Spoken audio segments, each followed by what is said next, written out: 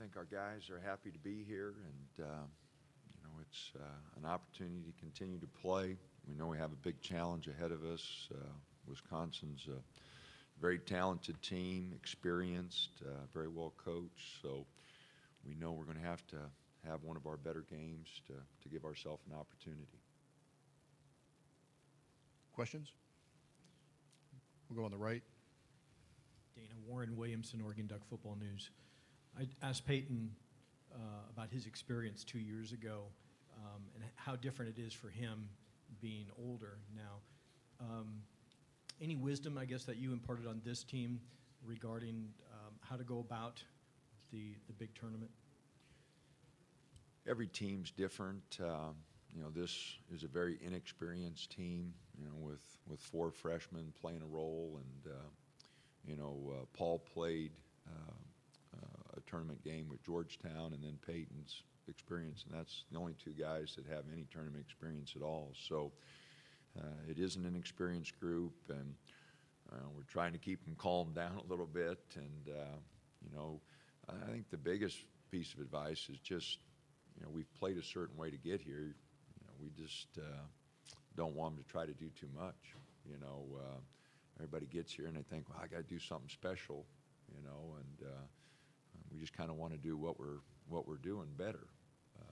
But we've got to stay true to ourselves. We've got to try to guard. We've got to try to rebound, and hopefully we'll score a few baskets. But the biggest fear I have is a bunch of guys that this is the first time and they're going to try to do too much. We'll stay on this side. Hey, Dana, Josh Peter with USA Today. I asked some of your players about the loss at Bobo, and they pointed out to me, well, that's only one example of the adversity we faced. And the team has shown its resilience, and I wondered how the adversity has sort of impacted the growth of the team and what we'll see on the court tomorrow. Well, we struggled all year. Lewis was out the first 9-10 games recovering from knee surgery, and we get him back, and Bull gets hurt. We have a couple games, and Kenny breaks his jaw against Baylor and is out a month. And we get Kenny back, and Paul White sprains his ankle and is ineffective for 3 or 4 weeks. So, it was kind of one thing after another. We're finally healthy, which has really helped us because, the 9 guys that are playing, all have a role, and, our margin for error is not great. We need all 9 of them. So to be healthy at this time is the best thing. But I think it slowed our growth, not having Lou the first 9-10 games, really held us back because he's a big part of our team. Anytime you lose 21-10, Bull was, and he was shooting 56% from the field, 52 from 3, and, was just a big part of what we were doing. He's a unique player, very talented young man, and so we lose him and adjustment, and then Kenny breaks his jaw, and that slowed us down a little bit more. So it just kind of seemed like it was one thing after another. But the guys were resilient. They stayed with it, and there was a lot of frustration, with the team, with our coaching staff. We never could get everybody on the same page. And when you have new players that aren't used to a coaching staff and maybe don't trust the coaching staff because they haven't been around long enough, I think it slowed our growth, a great deal. But to their credit, they did a tremendous job of staying with it, and I'm really pleased with the way they've finished the year. We'll go third row in the middle. Scott Grodzki, CBS Milwaukee. How do you attack a player like Ethan Happ knowing that he's as much of a threat as a passer as he is as a scorer? He's got unbelievable instincts, getting the ball out of his hands quick. Anytime he sees a double coming or pressure, that ball's out of his hands quickly. And accurate one-handed passer, he gets it quick. And for a big guy to average almost 5 assists a game, he is a unique talent, so, I don't know how we slow him down. Better coaches than I have failed, and, so we're just going to have to try to contain him a little bit. You know, they're a solid offensive team. They got 3 guys in double figures. They've got a number of guys that have the potential to score. You know, and he's just a really unique player for an inside guy that just can pass the ball as quickly and as accurately as he can. Really presents, you know, a lot of problems. Additional questions? Left, fourth row back. Jeff Ferrato, Mercury News. Coach, can you take us back to when you made the lineup change? When did it occur to you that I'm going to play 4, 6, 9 guys together, which is a little unusual? And what did you hope to get out of that? And kind of what's been the thing you're most pleased with that lineup over the last 8 games? Well, it was an accident. We were at USC. We played a really bad ball game, and we were in the locker room afterwards, and I lost my composure a little bit. And the one guy in the locker room who at that time was by far most unselfish, all about the team, was Francis Okoro. And like I said, I was upset with them, and I just said, I don't know who's starting against UCLA on Saturday night except for him. And we'll practice tomorrow, and hopefully 4 other guys will distinguish themselves. But he's starting, and because he's all about the team, and he's trying to lead, and he's given us a big lift. I mean, his energy in practice, his energy, his unselfishness has really given us a big lift. And so I wish I could say it was planned and something that was well thought out, but it was an accident. But it's worked out, and you know, all that credit goes to Francis. He has been unbelievable as a freshman who reclassified, could be a senior in high school, and came in and has tried to give us leadership. Has been really all about the team and really trying to help us in any way he can. He showed great maturity and really have appreciated everything he's done for the team this year. And how is that lineup, that particular group of 5 guys, why has it worked so well? You know, I don't know. I think it's set a good tempo for us early. We've got off to decent starts with it. You know, it's not like we've played that lineup a lot of minutes together, but it has, you know, set the tone on the boards for us. We've been a little better rebounding team with that group. And again, Francis's energy has helped us get those ball games off to good starts. So, you know, I don't know. It's, you know, it's one of those things that's just kind of lucked out and worked out for us. But I think all the credit goes to Francis because, like I said, his energy level, his passion for the game is something that's really helped his team.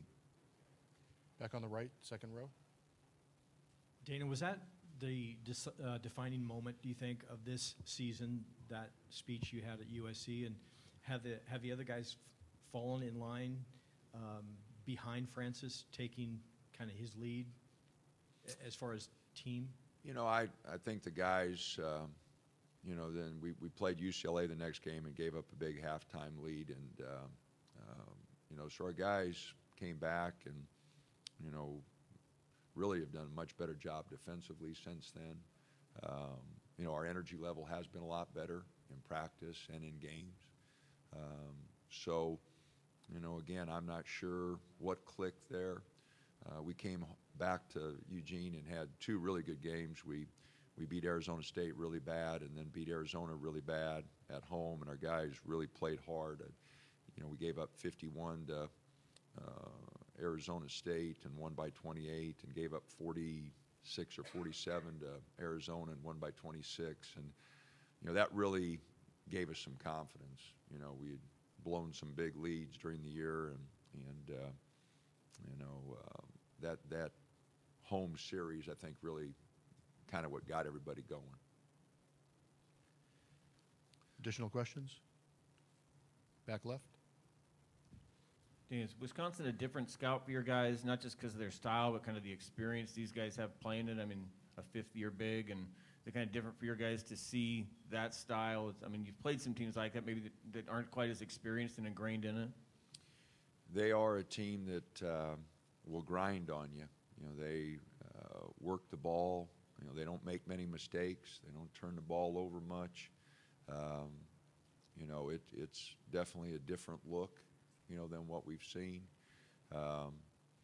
Both teams, kind of grind it out. We're taking longer on possessions this year than we ever have. So, it could be a low-scoring game. I think everybody's predicting it to be a low-scoring game just because, of two styles that, have kind of led everybody to believe that. So, it is a different group, very experienced. I don't think, trying to remember all the guys, but, they don't have any freshmen playing. They're all guys who've been around there for a while. So, they're much more experienced than we are. We both missed the tournament last year, which was upsetting to them. I'm sure it was upsetting to both of us. So, it's two teams that are trying to get back on track, and they've got a lot of tradition. We've started to have some tradition. They've hurt that tradition a couple times here in the last 5 years. So, hopefully, with the game out west, we'll have a little better result. We'll stay there.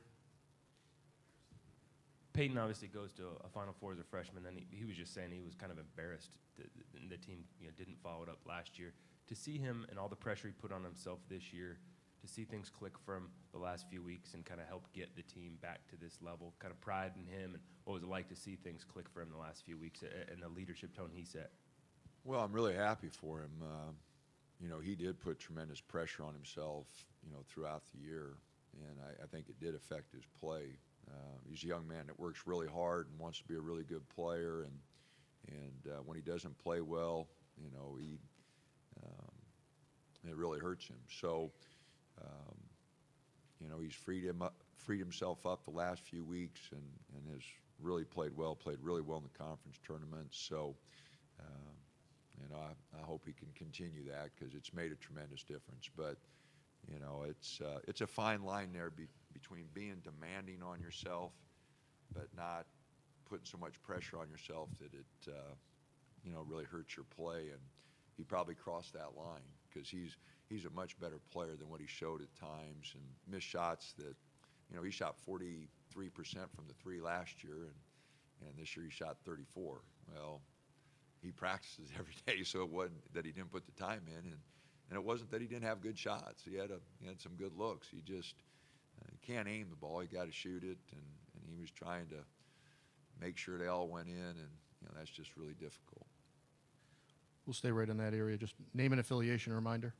Steve Mims, the Register Guard. You'd mentioned kind of they're playing, or you guys are now playing somewhat of a similar style to Wisconsin in terms of possession-wise, which wasn't the case when you faced them a few years back, which you scouted. Obviously, your players didn't. But is it different for you now to look at how you match up against Wisconsin? I mean, their style's kind of the same, but you're bringing in a completely different time? Not really. They're not going to change the way they play, and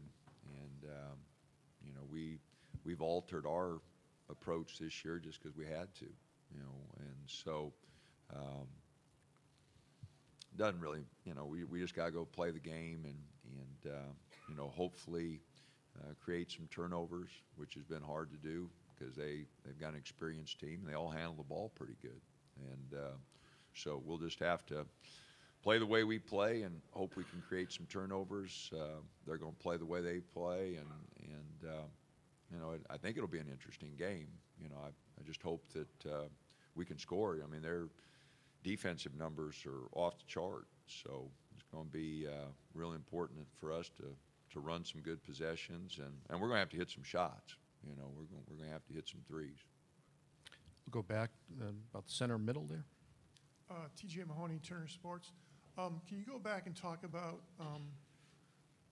taking longer in possessions? Why is it? Is it because of the younger lineup? We're not doing it really, on purpose. It's just something that's kind of worked out that way, that we haven't been able to generate any good looks early. We don't have a team that, has great driving ability. We don't have a true post-up guy that we can just throw it into right away. So some of our offensive possessions we have to manufacture some shots, and because of that, it takes a little longer at times. But It wasn't anything that we necessarily planned. We were playing a little quicker when we had Bowl, just because we could throw it to him and he could score pretty quickly. But since then, we've just had to play a little slower, and it's just kind of the way it worked out. It wasn't as we sat down as a coaching staff and said, hey, we need to slow this thing down. It's just that we weren't generating any shots, quick in the clock, and our transition, we weren't producing like we had in previous years. So it just was a little bit more of a grind. Any additional questions? Go back left, about 8 rows. Tom Oates, Wisconsin State Journal. Your defense has been very good lately, and probably all season. I didn't see it much early, but it's been particularly good from three-point line and covering outside shooters. Why do you think that is? Well, with Kenny and even Francis to a certain extent, we've been able to run people off the line because we do have some rim protection, and when you got a guy, at the basket, the Washington game, our last game, since it's fresh in my mind, we, didn't want their three-point shooters to get going, so we were trying to run them off the line, and then Kenny, was cleaning it up. He blocked 4 shots to start the second half and really changed the game.